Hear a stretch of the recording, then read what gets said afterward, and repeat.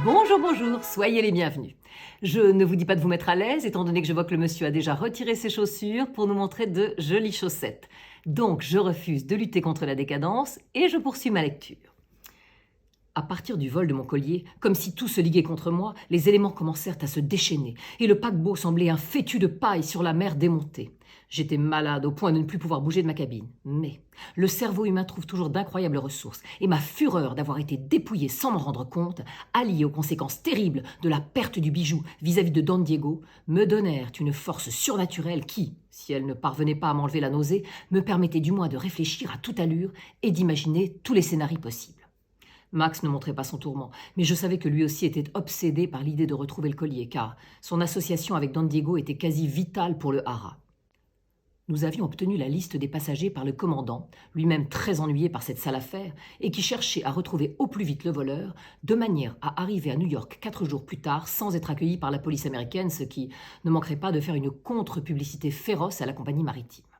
Dès que nous eûmes cette fameuse liste, tout de même copieuse car il y avait 300 passagers et 210 membres d'équipage, je l'envoyai à Claudine en lui donnant toutes les informations sur ceux des passagers que nous connaissions. Mais le mauvais temps rendait les liaisons extrêmement mauvaises et je désespérais d'avoir un conseil de sa part avant New York. Vous vous demandez sûrement, ou pas d'ailleurs, pourquoi il n'y avait pas à bord un représentant de l'autorité, un policier, un commissaire ou autre, prêt à intervenir en cas de bagarre ou de méfait, comme le vol d'un collier. Eh bien, hélas, il y en avait un.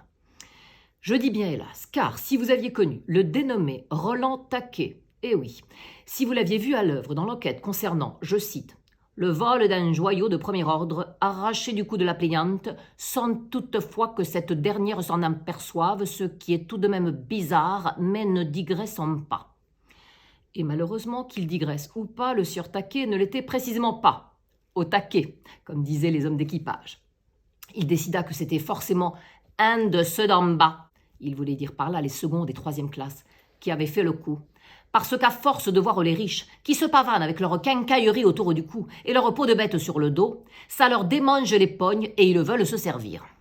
Bon, l'analyse n'était pas totalement fausse et on pouvait effectivement ô combien imaginer ce que devaient ressentir tous ceux qui étaient entassés dans des cabines minuscules sans hublot pour la plupart, par ce temps épouvantable et le roulis affreux du bateau.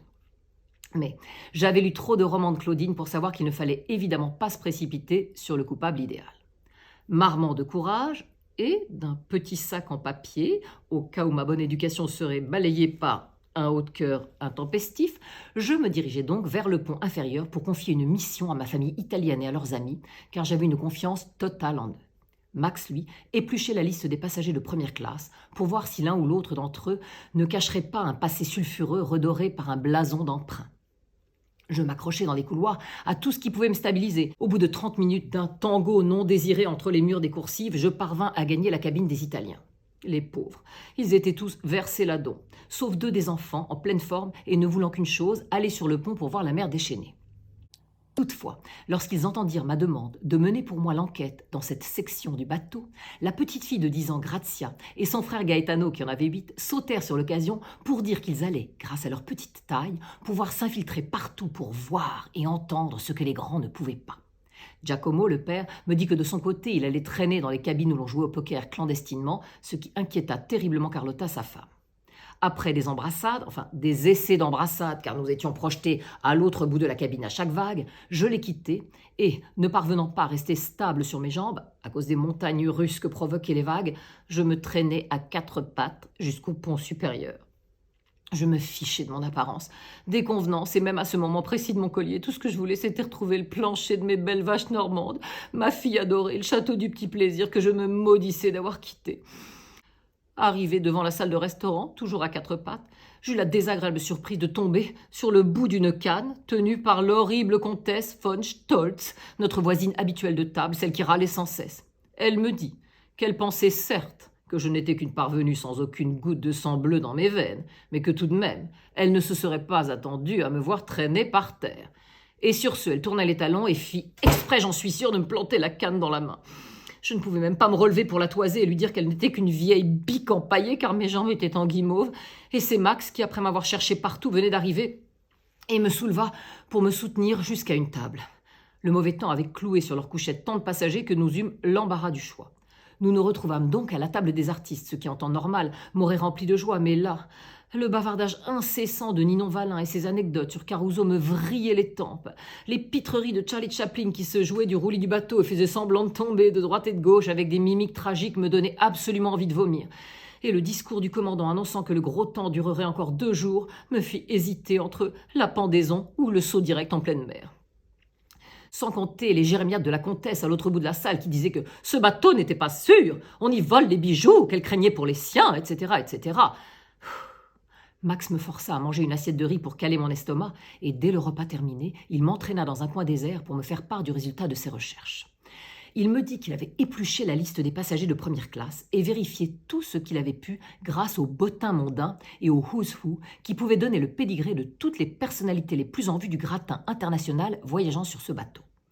Il me dit qu'il n'avait rien trouvé de suspect, sauf peut-être le jeune dandy blond comme les blés et maniéré qui s'appelait Killian O'Connor et se prétendait descendre d'une des plus vieilles familles irlandaises de Dublin, faisant montre d'un dédain absolu à l'égard de ses congénères. Or, Max me dit qu'il avait connu pendant la guerre, lorsqu'il faisait le passeur d'informations pour la mer supérieure, un certain O'Connor, dont la crinière rousse flamboyait, et qui lui avait raconté que chez les O'Connor de Dublin, ils étaient tous roux depuis le XIe siècle, sans exception. Alors là, Max avait raison, c'était on ne peut plus louche, et nous décidâmes donc de suivre de près, enfin, si le roulis du bateau le permettait, le jeune blanc-bec prétentieux et solitaire. C'est pourquoi, dès que nous le vîmes quitter le fumoir, nous lui emboîtâmes le pas.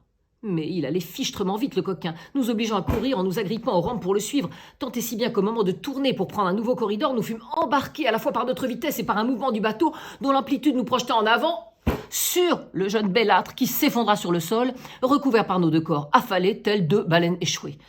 Bon, comme méthode de filature discrète, nous avions largement dépassé le stade de l'échec. Le retour à la position debout ne fut ni simple ni gracieux.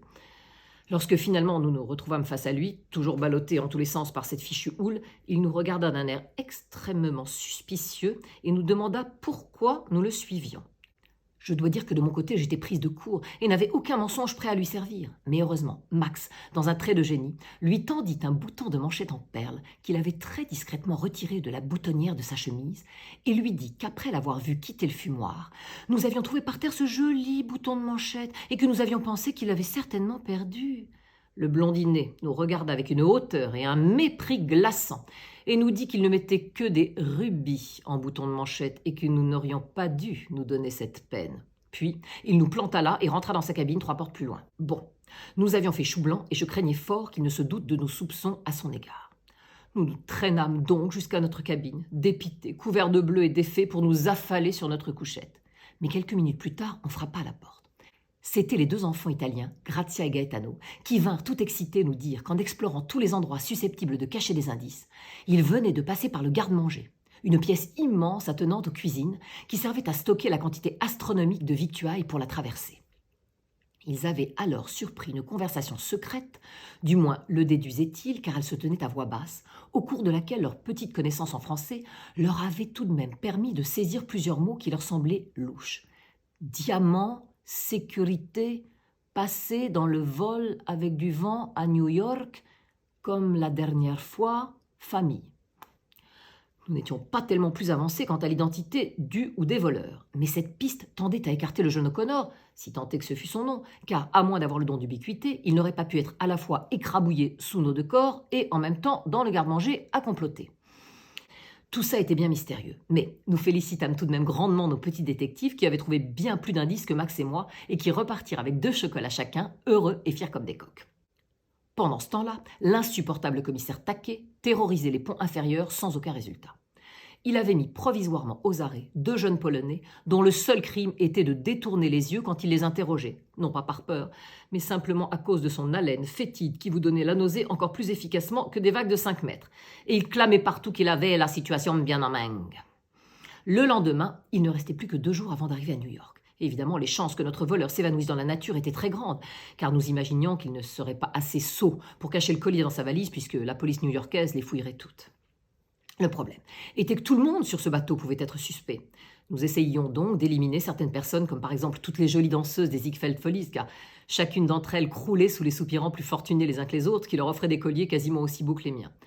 Tous les autres artistes sur le bateau avaient le vent en poupe, c'est le cas de le dire sur un bateau, et n'auraient jamais risqué de compromettre leur carrière avec une sordide histoire de vol. Mais sinon, tout le monde pouvait être suspect. C'était vraiment comme de chercher une aiguille dans une botte de foin. Donc, Max et moi nous accrochâmes à cette conversation entendue par les enfants et décidâmes de traîner un peu du côté des cuisines pour voir ce que nous pourrions découvrir. Dans l'après-midi, la tempête ne se calmait pas et j'étais au bout du rouleau. C'était encore le cas de le dire. Rouleau, vague, bref. J'étais aussi mal physiquement que moralement, mais alors que Max et moi essayions de nous rapprocher des cuisines, nous croisâmes le commandant qui nous cherchait. Il me dit que mon amie Claudine devait connaître du beau linge car elle avait réussi à lui faire parvenir un message radio et que ce message disait « Rappelle-toi de la croisière fatale, page 57. Stop. De celui qui s'indigne trop, il ne faut croire un traître mot. Stop. De celui qui se prétend diminuer, il faut toujours se méfier. Stop. De celui qui a le cœur sur la main, il faut chercher le dessein. Stop. » Bon, j'adorais Claudine, mais là, ces phrases à énigmes me tapèrent sur le système. J'essayais de remonter vers les cuisines tandis que Max restait avec le commandant pour comprendre le sens du message. J'ouvris la porte des cuisines et j'aperçus de loin Léon, le serveur généreux qui me fournissait toujours des victuailles pour les Italiens. Je m'apprêtais à en profiter pour lui demander s'il n'avait pas vu ou entendu quelque chose de louche quand il se retourna et sauta littéralement en l'air en me voyant. Avec un drôle de regard, lui qui était si gentil d'habitude, le cœur sur la... Oh non! Si j'en croyais la théorie de Claudine, c'était donc lui mon voleur, le cœur sur la main. J'étais tétanisée, seule face à lui, avec tous les couteaux de cuisine accrochés au mur qui semblaient me narguer. Mes jambes flageolaient, mais heureusement j'entendis quelqu'un arriver. J'étais sauvée. Je me retournai pour voir entrer la comtesse, que je m'attendais à entendre râler une fois de plus sur la fraîcheur de son homard ou le service lamentable. Et pour la première fois, j'étais heureuse de la voir, même si physiquement, elle n'était pas de taille à lutter contre Léon, la pauvre. Mais bizarrement, en la regardant, j'ai eu l'impression que quelque chose était changé en elle. Elle paraissait plus vigoureuse, plus jeune, et sa canne était curieusement encore plus menaçante que d'habitude. Ce n'était plus la vieille dame indignée. Indignée ? Oh mon Dieu! Je venais de comprendre à nouveau la prédiction de Claudine sur ceux qui s'indignent toujours trop fort pour être honnêtes, ou qui font semblant d'être diminués physiquement pour être insoupçonnables. Oh, à la tête que je file, comprirent tous les deux à la seconde que j'avais moi aussi tout compris. Ils voulurent se jeter sur moi, mais le bateau tangua si fort qu'il me projeta à l'opposé d'eux. J'essayais de hurler, mais comme dans les pires cauchemars, aucun son ne sortait de ma gorge. Ballottée par les embardés du bateau, ils rampèrent jusqu'à moi, elle avec sa canne qui tout à coup ressemblait furieusement à une épée, et lui avec un couteau qui en temps normal aurait fait passer un sale quart d'heure à une côte de bœuf. Oh, je priais le ciel pour qu'un miracle se produise et qu'on vienne me délivrer, en même temps que le bateau bougeait si fort que ma nausée prenait des proportions inquiétantes. Les deux monstres étaient à quelques centimètres de moi, et je sentis ma dernière heure arriver. Ils allaient me zigouiller et me jeter à la mer, et personne ne saurait jamais ce qui m'était arrivé. Pauvre Max, pauvre petite Flora. Je leur adressai une prière silencieuse avant de passer dans l'autre monde, mais soudain le bateau se souleva un peu plus et avec lui mon estomac aussi. Et là, adieu prière et sanglots, au moment où l'horrible Léon approcha son couteau de mon cou, je vomis sur lui et la comtesse, de la manière la plus répugnante qui soit. Mais aussi la plus efficace, je dois dire, car cela les stoppa net. Et ce fut le moment où Max et le commandant arrivèrent dans les cuisines, trouvant mon absence longuette et flairant quelque chose de louche. Et quand je dis flairant, les pauvres, ils furent légèrement indisposés, mais trop polis pour le montrer. Les deux comparses, qui étaient frères et sœurs, voilà pourquoi les enfants avaient entendu le mot famille, avouèrent le vol du collier. Et nous découvrîmes qu'ils avaient déjà œuvré sur d'autres paquebots ces dernières années. Quant à mon collier, il comptait le passer incognito à New York dans un vol au vent. C'était aussi les mots entendus par les enfants italiens qui ne savaient pas que le vol au vent était une pâte feuilletée garnie de poissons en sauce. Les deux voleurs furent enfermés par le commissaire Taquet, arrivant 2 heures après la bataille, mais affirmant qu'ils s'en doutaient depuis le début, mais qu'ils voulaient vérifier s'ils n'avaient pas d'autres complices. Tu parles. Quant au pauvre Killian O'Connor, que nous avions injustement soupçonné et à qui nous présentâmes nos excuses, il finit par nous avouer qu'il s'était fait teindre en blond car il ne supportait plus cette rousseur familiale dont il avait horreur. 2 jours plus tard, nous entrions dans le port de New York et nous prîmes le lendemain un bateau pour Buenos Aires où nous arrivâmes enfin quelques jours plus tard après une traversée heureusement bien moins mouvementée à tout point de vue. Cependant, cette nouvelle contrée allait me réserver bien d'autres aventures. Oui, Archibald. Oui, vous avez parfaitement raison. Quand nous faisons du vélo en tandem tous les deux, je n'ai pas mal au cœur. Et quand vous me secouez sur le lit comme un prunier non plus, j'ai toujours adoré les prunes, mais enfin, sur ce point glissant. Oui, Archibald, j'arrive. Alors je vous dis à très vite pour la suite de mes aventures. Au revoir, au revoir.